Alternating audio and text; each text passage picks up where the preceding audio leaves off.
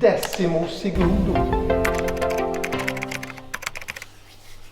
Halloj! Tjena! Nu är jag tillbaka. Ja. Ska vi kolla lite grann hur långt du har kommit? Ja, jag har inte blivit några jättestora framsteg, men jag har i alla fall fått min grill som är vattenskuren i aluminium och även då listerna till den. Så det har jag fått forma till. De här är ju inte färdiga än för de ska ju rundas av och poleras upp, men nu sitter ju alla skruvar och de ska ju försänkas lite till med. Och sen har jag då fått valsa till den här. Och det roliga med denna är ju att när den väl är polerad på utsidan här så kan man ju låta hålen vara som de är. Då ser det ut som att den här är gjuten i aluminium. Och det är ju i och med att det blir lite matt här. Och det blir det ju alltid när du vattenskär. Men då får du lite mer liv i den och det ser lite mer. Så du polerar på det här då? Ja, på den ytan där. Och sen får det vara så här grått invändigt. Det tog rätt många timmar att göra den, men bra blir det. Ja, det är många hål. Ja, sen har jag ju gjort en dörr och passat in skuffluckan. Skuffluckan är i stort sett färdig. Förutom då att den ska poleras upp då. Den är grovslipad. Där gjorde jag ju som sagt var en testpolering. Men så gjorde jag på ett annat sätt på denna sidan. Och det blir mycket bättre. Så den här sidan så är jag av. Den här, nu är det ju vattenslipad. Ja, just det. Så att säga. Så nu är det poleringen kvar. Men den är väldigt rak och fin i jämförelse med den sidan. Den delen tog ungefär 14 timmar att slipa. Du skojar? Nej, 14 timmar. 14 timmar? Ja. För den lilla trekanten här? Ja.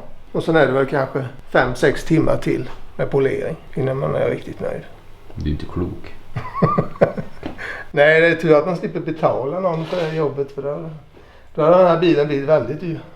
Men alltså, det är helt galet. Så vi säger att du lägger 6 timmar till där då, på den här sidan. Men då har du ju minst 20 timmar på den sidan. Ja. Och du ska vara klar innan påsk. Mm. Det är tanken. Nej, sen har jag då gjort en dörr som då är upphängd i egna gångjärn. Som jag gjorde lite, snitsade till det med och få en fin övergång här, så jag ville inte ha en helt rak dörr utan jag ville ha lite sväng på det. Så då har man ju fått svetsa, sätta i bitar här. Få bra passform på den. Och sen hela dörren har du byggt upp då? Ja. Och det här har du knackat själv? Ja. Du är duktig, eller? Ja. Envis. Och sen har du då insidan här. Den har jag prövat att rosenpolera. Likadant som instrumentbrädan. Men det var svårt för att här kan jag inte vara i pelarbarmaskinen och göra, för då blir den för djup. Så då prövade jag lite för hand. Men det är, så här ska kläs med skinn istället. Och sen så det blir som ett fack här då. Och det var så här du ville göra egentligen? Ja. Ja, det är svårt med rosenpolering. Det är inte lätt att göra det. Det är en sak om du har en datamaskin som trycker lika hårt hela vägen och har samma typ av slipning. Då får man ju jämna och fina resultat. Och hur lång tid tog du att göra dörren då? Ja, vad tog det? 1,5 vecka ungefär. From scratch då. Sen fick jag göra lite specialverktyg som bland annat då. Så när jag gjort plåten färdig så lägger jag den emot, den sticker ut så mycket. Fäster upp den här nere så att den inte, så den ligger stadigt. Ja. Och sen knackar jag med plasthammaren då, runt så. Och då får man ju den här böjen ner. Vilken böj är det du vill ha? Säger du vill ha den det är här? dels den uppåt, ja, och dels att den svänger in. Ja, just att den svänger så Ja. här. Så till nästa sida då får jag ju kapa den svetsningen, sen vrider jag den åt andra hållet istället så han gör denna spegelvänd. Är de här delarna fastsvetsade i den kröken då. Så själva dörren består ju av ytterskinn, den här kantlisten här, sen har du en här som man får böja. Sen har du en undre bit och så en främre bit där gångjärnen sitter, så där lite förstärkning. Och sen har du själva innerskinnet då, som man säger. Imponerande. Och nu är gångjärnen på plats ju. Här ska det ligga en list som ligger i höjd med gångjärnet. Som tätningslist. Vanlig D-list som det kallas. Så den kommer ju sitta här För jag vill ju ha den här vattentät. Jag ska kunna tvätta bilen utan att hela insidan blir blöt. Ja, och du skulle även kunna köra i regn. Ja, precis. Det är ju nästan det viktigaste. Så det är väl ungefär så långt jag har kommit. Lite små detaljer. Jag har gjort lite lister. De hade jag inte förut. Jag vet inte om backspegeln satt på plats nu. Nej, det gjorde den inte. Där sitter ju då en vanlig M6 pinbult. Och sen är den borttagningsbar så att säga. Så den sätter man ju först. Ja. Nu ska den ju ligga under den, så då får man ju sätta dit den innan man sätter dit den. Sen kan man då sätta dit den så. Det som saknas nu, det är passagerardörr. Och sen är det allt. Passa in allting då så att det blir perfekt. Man slätar ju upp karossen genom att köra med pansarfil. Pansarfil? Ja. Karossfil säger många experter med. Och den använder man ju då för att man ska få en slät yta. För att få den alla små rucklor eller upphöjningar som är. Och efter det så kan man ju börja slipa med sandpapper. Så börjar man slipa med sandpapper på detta. Det följer bara ojämnheterna. Den här tar bort ojämnheterna, sen kan man slipa och få det riktigt slätt. Men hur mycket hyvlar den av? Nej, man får stå rätt så länge. Det får man göra. Så får man ju passa sig så man inte råkar komma snett. För då skär man ner ett jack i plåten. Och då får du hyvla alltihopa tills den har försvunnit. Du kan inte stå på stället och slipa ner det hacket. För då får du en grop där sen när du polerar. Så har du en grop eller gör ett jack, då får du slipa ner alltihopa så att du kommer ner till den ytan. Som ett sånt här ställe, det tar väl kanske 5 timmar ner hit. Ett sånt här ställe som är lite slätare, det kanske man gör på 2-3 timmar med pansarfilen. Och sen finns det ju lite olika slipmaskiner man kan köra med då. Jag prövade en slipmaskin som lackerarna kallar för pannkaka. Den är lite större. Sen är den oscillerande. Alltså han gör en sån här rörelse. Men den tvångsroterar också. En vanlig slipmaskin som är oscillerande, när du sätter emot sandpappret så snurrar den inte. Utan den bara vibrerar. De här maskinerna, de snurrar fortfarande hela tiden medan de gör en oscillerande rörelse. Och de är väldigt bra för att då är det lätt att få ytan slät. Så den har jag prövat på den sidan. Och därför har jag fått den mycket slätare än denna sidan. Så det är därför jag ska göra om här och så köra med en sån maskin. Och då använder man ju den typen av slippapper då.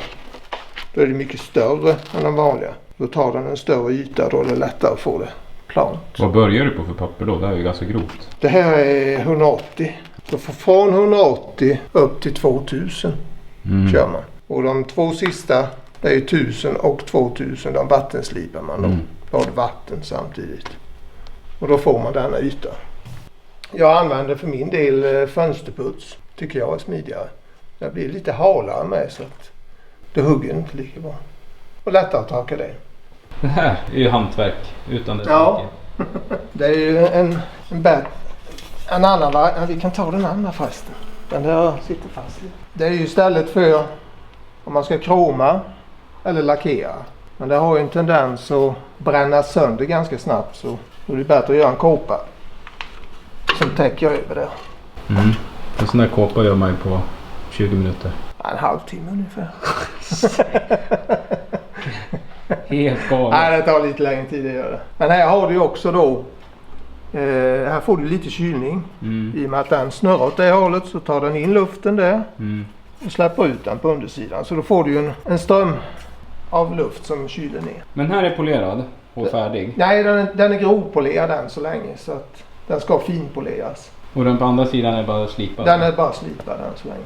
Ja, och sen har jag börjat att polera lite grann. Kör du maskin då eller? Ja, det blir en sån, alltså en bänkmaskin. Och så får man ju köra då i 3 olika grovlekar. Och lamporna är satt ju fast sist. Ja, men jag kommer inte ihåg om de här var färdiga då. Det här kommer vara fortfarande det här grova. Sen kommer de här poleras upp. Och eventuellt den kanten. Det får jag se lite. Men sen tyckte jag det såg lite naket ut, så jag har svarvat hylsor. Så att det ser ut som att det är en förskruvning där. Och det blir lite mer liv i det hela. Och sen kommer de här skruvarna bytas ut så det blir försänkta skruvar med lock kan man säga i mässing. Så här kommer det bli mässingsbrickor på dem. Och du har ett öga för detaljer. Ja men det är det som är det roliga. Ja, det är det som gör Det är pricken över i-et. Ja, det är det som gör skillnaden. Ja, så jag tror det kommer bli bra. Kan jag alltid hoppas. Och här du ser ut att börja skissa lite grann på fälgarna, va? Ja, jag ville ha lite annan stuk på dem än original. Det är ju en originalfälg då som ska se ut. Och spinnelsen vill jag ju inte ha då. Sen har jag även kortat ner den här kåpan och gjort den tajtare. Och sen har jag då funderingar på att använda mässing. Det här mönstret. Och även den i centrum då i mässing med graverat då Chevrolet och Chevrolet-loggan. Och sen ska det bli pressväck i dem. Då har jag även här då sån mässing som är pressad med. Så det blir lite som Eka. Och då kommer det ju igen då på de här fälgarna. Men jag ska först jag får göra en test och se hur det ser ut. Jag är lite osäker på om det kommer passa men det får vi se. Ja, det vet man inte först man har provat. Nej, precis. Och så blir det lite personligt stug på fälgen. Mm. Nej, får vi se. Intressant. Det ska bli kul att se när det är färdigt. Ja, jag antar att du är tillbaka och jobbar, va? Ja. Ja, då hörs vi. Det gör vi. Återseende. Hej, bra. Hej.